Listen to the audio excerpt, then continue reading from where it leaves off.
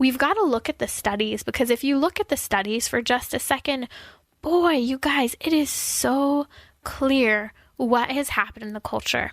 1965, we saw the decriminalization of hormonal contraception through the Supreme Court decision of Griswold versus Connecticut. It all started with no birth control.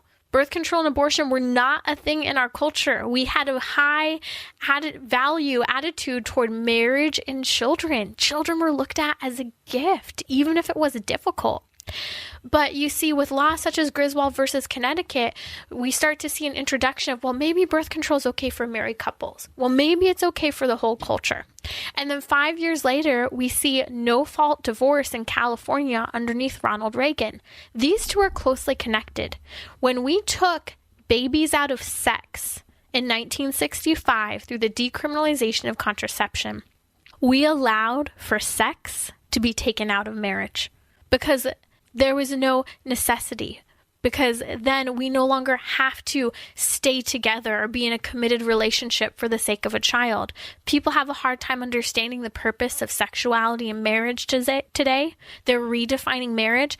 This is why we took babies out of sex. We took sex outside of marriage. And so we no longer need to have a support system, what we should call really the family, as the foundational block of our society. We no longer need that because children are not a huge part of sexual intimacy anymore, because we get rid of them. But follow the court cases.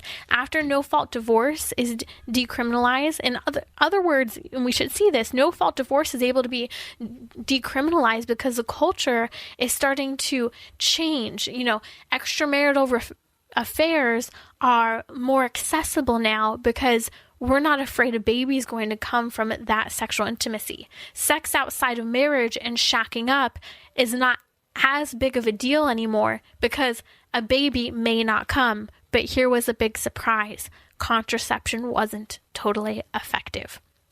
And so we saw Roe versus Wade and Doe versus Bolton, those two Supreme Court cases, decriminalized abortion. Why? Because abortion is the fail-safe of contraception.